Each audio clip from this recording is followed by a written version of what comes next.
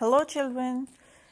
Today we are going to read the Treetop twins' adventures. The twins meet a mystery dinosaur. Remember, we read that they met a Spinosaurus? Now, this is a mystery dinosaur that they are going to meet. The story is written by Cressida Cowell. So let's begin.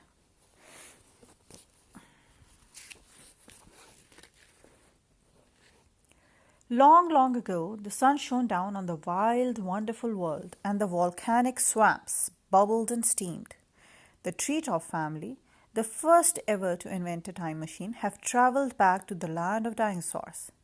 In this adventure, the time machine has gone back about the 125 million years to the early Cretaceous period, to what is now China. It was a cool night, and the big twins, Elfie and Asha, and the little twins, Tulip and Ted, were very excited because their parents, Professor Pablo and Professor Penelope, were taking them on a mystery moonlight walk after supper. "Take your nighttime binoculars," said Professor Pablo. "We need to find out some facts about a very special dinosaur this evening," said Professor Penelope. "Which dinosaur are we looking for?" asked Ted. "Wait and see," said Professor Penelope mysteriously. So the Treetop twins took their binoculars, their boots, and followed Professor Pablo and Professor Penelope along the edge of the forest and beside a riverbank.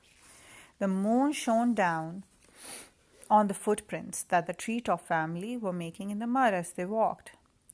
"Wait for us," said Tulip and Ted, because they were the smallest, and they were getting left behind. Everyone slowed down so they could catch up. "I wish we were bigger," said Ted. Suddenly, Elfie spotted a much larger footprint than the footprints the Treetop family were making. "This footprint is nearly as big as I am," said Tad, lying down next to it in the mud. "Whatever made this footprint must be very big indeed. That footprint must have been made by a giant sauropod. Perhaps it could be an Asiatosaurus," said Elfie excitedly. "Is that the mystery dinosaur we are looking for this evening?"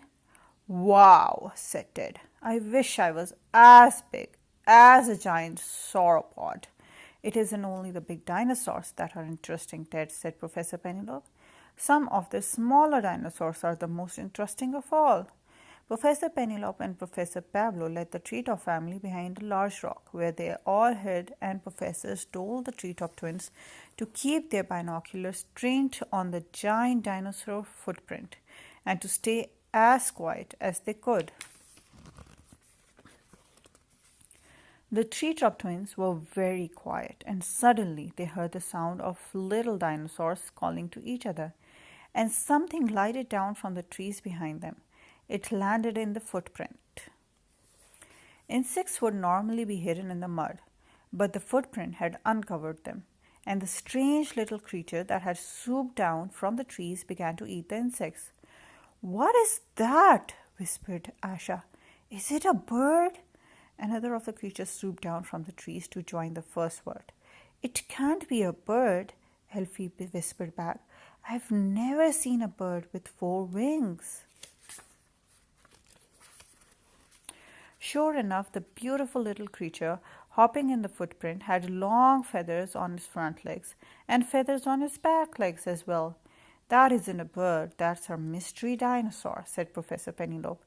"It's one of the smallest dinosaurs that ever lived, and it can fly.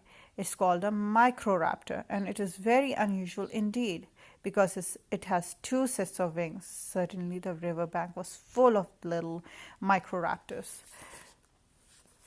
They were about the size of pigeons. They glided down from trees above the moonlight shining on their blue-black wings. "Look," said Professor Pablo, making lots of notes. "They have iridescent feathers, just like peacocks and hummingbirds." "They are so sweet," whispered Tulip, "and they seem very clever." "You need to be very clever to fly," said Professor Penelope. The microraptors were hungry, and they ate up all the little insects hidden in the large footprint, and they swooped down into the river, and they caught the little fish and tiny prehistoric mammals scuttling through the mud. Just then they heard a huge roar coming from the forest, followed by a loud stomp, stomp. All the microraptors flew back up into the trees. Stomp, stomp. Do you think that's the Asiatosaurus? Asked Dad. Stomp, stomp. Whatever it is, definitely got big feet, said Professor Penelope. Stomp, stomp. Let's not stick around to find out, said Professor Pablo, and the Treetop family ran all the way home. When they got in, they had a mug of hot chocolate before bed and talked excitedly about the little microraptors. The professors were very happy, for they had found out lots of interesting facts about them. They had iridescent wings. I knew it, said Professor Penelope. And they ate insects, mammals, and fish, said Professor Pablo.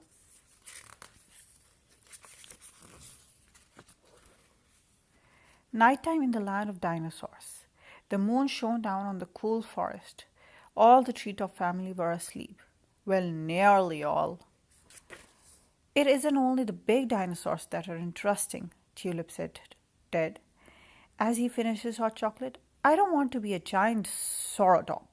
After all, I want to be a microraptor because they're small and clever.